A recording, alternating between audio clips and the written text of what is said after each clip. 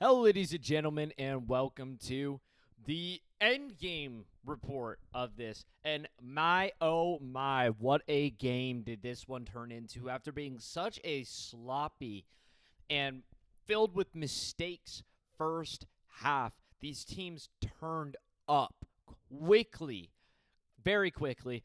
Iowa State manages to take it away. Gutsy fourth down call by Matt Campbell. And it was a great call because it actually almost ended up in a touchdown, but basically gave him a first down on a huge turnaround. Kansas State, 3rd and 9, you think you have it all bottled up, ready to get the ball back, potentially go down the field and win the game. And all of a sudden, a good run and then a good passing play, and Iowa State's got a new set of downs. You gambled and your timeouts are gone. Like, you got unlucky there. And Iowa State manages to pull through. But who's the better football team here? Who's actually the better football team here? I'm very split. I think these two teams are actually way more even than we think because of multiple reasons. Well, first off, Kansas State is only losing by 3 points, even though, the ending there could have been put up to 31 by Iowa State. Very easily could have just ran the ball in 1 yard, scored a touchdown. However, Kansas State definitely, they had more yards and they made more mistakes overall. They kept on going for it on fourth down and making mistakes. They went for it on 4th and 8, which I don't care with what ESPN analytics say. First off, it said go for it on 4th and 7. It's 4th and 8. Second off, take your goddamn 3 points. It's a close game. Take your points. You're not getting a huge momentum shift, and you're not getting a first down on 4th and 8. That one made no sense to me. Second off, going for it on 4th and 1 on your own side of the field when there's like 9 minutes left in the game or some around that time, just punt the ball. Punt the ball away. Your defense has been doing really good all game. Punt the ball away. But the thing that is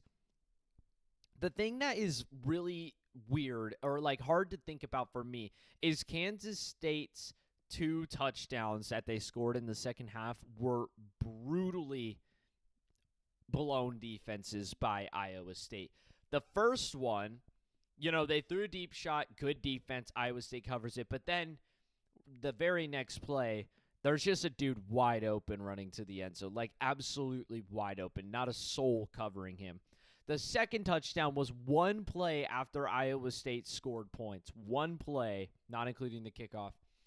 And the Iowa State kid very well could have jumped in front of that ball, swatted it down, or picked it, but he misread it. He cut too far in front, and the Kansas State dude just caught it and ran it for 65 yards. Those were Kansas State's 2 offensive touchdowns. And to me, like, that just doesn't seem super symbolic of how your offense actually is. Those were 2 like blown defenses. But on the other side of the things, if you don't mess up so many times on 4th down and you just take your points, Kansas State could have scored a lot more points in this game. As well as the turnovers and stuff, you patch that up, they could have scored a lot more points. They did have some offense moving. But overall, I would say Iowa State had a much better offense.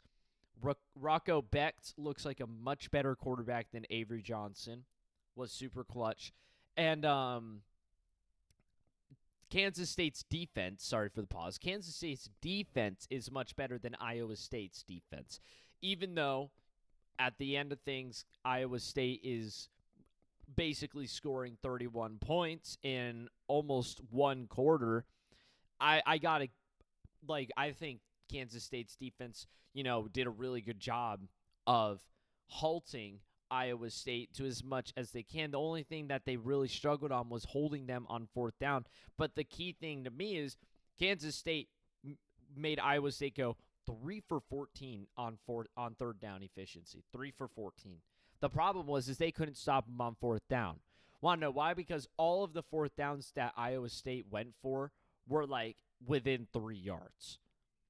Kansas State couldn't convert on 2 4th-and-1s, which is, first off, embarrassing. And second off, they went for a 4th-and-8, which makes 0 sense. And then they got the other one. They managed to convert the other one. But to me, the 4th down conversions, like, after 3rd time's the charm doesn't work. Like, you gotta You got to take your three, man. You got to take your three, or you got to punt it. That was the big one. You got to punt it there. If Iowa State goes down the field, your defense has been super solid. They held him to 7 points for the entire first half. They can hold him again. Iowa State scores a touchdown. Iowa State's like the better team. You made too many mistakes in the game. You can't hold that against your defense. Your defense has played better than your offense the whole game. You got to have some faith in your defense, but he tries to lean on the offense again, and Avery Johnson, they got stopped. Iowa State was put right there, and Iowa State ended up pretty much winning the game because of it. No, they actually won the game because of it. And that was that. I think that final drive ended up being the rest of the game from 8 minutes and 50 seconds to 0. I'm pretty sure that was the last drive of the game. Let me see here if I can actually find if that is true. Yeah, oh, no, they failed on downs, and Iowa State scored a touchdown. That's what it was. So it happened in reverse. Sorry, my memory is a little pooper right there. It went in reverse. Iowa State scored a field goal. Kansas State went for it on 4th and 1, did not get it, and Iowa State scored a touchdown because of it. But then one play later, Kansas State scored on the 65-yard touchdown.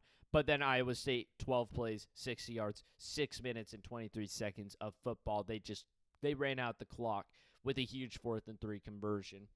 So honestly, who's the better football team here? It's really split, and I'm kind of leaning towards Kansas State, as crazy as that sounds. Avery Johnson, he's got to patch up the mistakes if he can, which he did for a good portion of last season. He did for a good portion, but then he started to fizzle out and make more mistakes again as the season went on. If Avery Johnson can figure out how to not make mistakes like that horrible intentional grounding, just make things happen like Rocco Becht was. Rocco Becht had one bad play, in my opinion, where he threw the ball down the field, and it was kind of right to a Kansas State player. It was just down to his knees, and it was kind of a hard play to make, especially with a wet football. He's lucky that wasn't an interception. That was the one bad play by Rocco Becht, in my opinion. Avery Johnson made so many more mistakes. I mean, Rocco Becht, granted, was missing wide open targets, sort of wide open targets, but he was also under pressure. Avery Johnson, for me, could have converted that 4th down and 1 when he ran to the side and tried to push forward and didn't get it. I don't understand. He had so many offensive linemen over there. Let your offensive linemen push them back. Let them get into their positions. Let them block. Let your blockers block. Stay behind them and wait until you can just push your way forward. He tried to shove himself through the line. He tried to shove himself through, and some guy saw it, obviously, or read it, and came flying in and drilled him. And that was what kept him short. I mean, if he would have played more patiently there, waited for the O-line. I mean, your O-line, ultimately, there were more people there. More people to push him back, make something happen. You can even run to the sidelines and dive out with the ball or something like that. He tried to just make a play like dive forward and get the first down. I think you just be more patient, but that might just be a me thing. I don't know. But ultimately, I think as Kansas State goes on more, they're not going to go for 4th and 8s first off. I don't know if they have a kicker problem or something, or if that's why they weren't going for field goals, but they need to fix that. If Kansas State just, doesn't make so many bad 4th down decisions, this game is a completely different ball game. Iowa State did have mistakes too in Givens, but at least it canceled out because Kansas State muffed the punt, which put Iowa State pretty much right on the 1-yard line because a couple plays later they got there, and then Iowa State turned the ball over. So that cancels out. 2 Givens by each team cancel out. That's 1 turnover for both teams gone. Then the other turnover, Iowa State got drilled on a sack, which didn't really put Kansas State. Let me see here, actually. My memory is already faded, and I just watched this game, bro. My memory is already faded on how the drives went, but let's find the fumble here.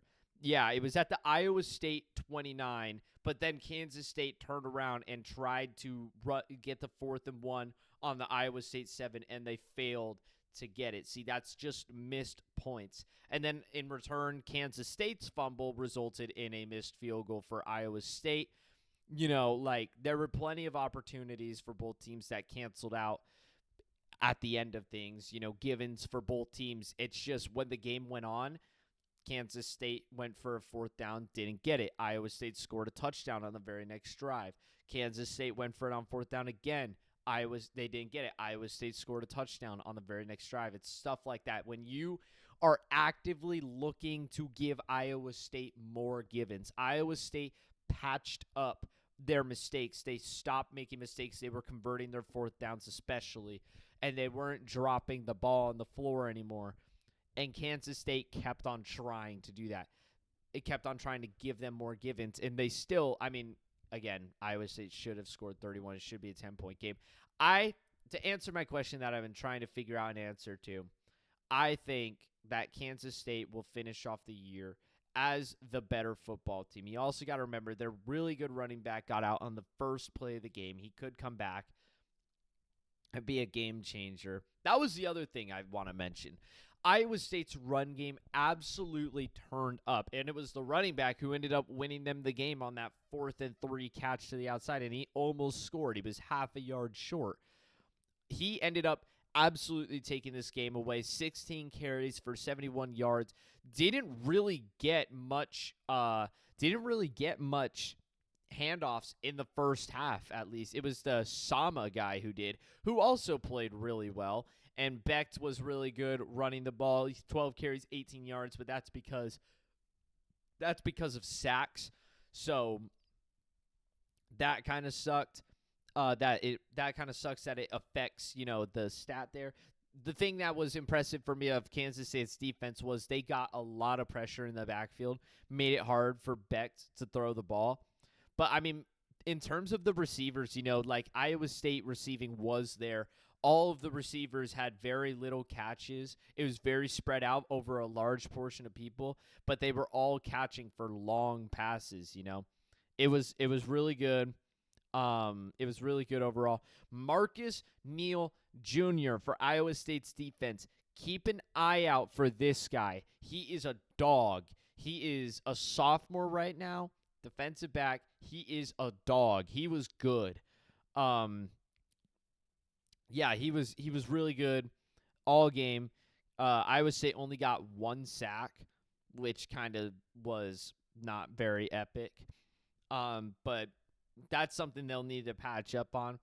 And their run defense has been something that I've been saying needs to get fixed. They held Kansas State to 110 yards, but again, their starting running back was out, and that was just kind of the case there.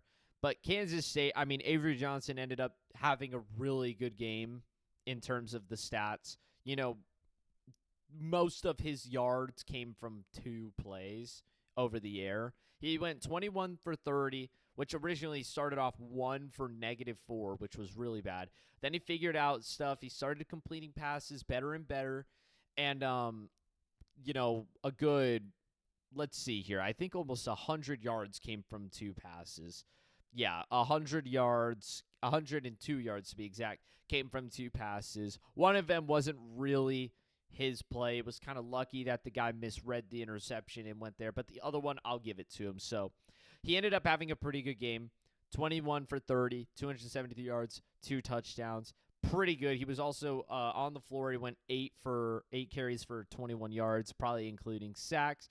But, they were kind of spread out on the run game. They were struggling, man. They were struggling with the run game. But their receivers, there's a lot of stuff to look out for Kansas State receiving. Jace Brown is definitely a standout receiver for me. He had a really good game. He was really good. And Jaron Bradley, I think, was the guy who caught the big 65-yard touchdown. Yeah, Jaron Bradley. He's also something to keep a little eyeball out for Kansas State offensively. And let's see. I didn't really notice too much from the I didn't really notice too much from Kansas State defenders in particular, but they did get 4 sacks, so that's good. That's pretty good. So, yeah, sorry, that's a little bit of stat reading if you didn't get put to sleep there. But if I had to take a guess as to who will be the better team by the end of the year, I say Kansas State actually has more potential and probably is the better football team here. And, yeah, that's all for this game. And I'm probably not going to do a week 0 review since I'm doing a video like this, and then Fresno State, Kansas. Maybe I will, and I'll just kind of gloss over this one quickly because I won't be here to watch the Fresno State Kansas one, unfortunately. So, with that being said, like and subscribe and comment. Always says that's all for me. Adios.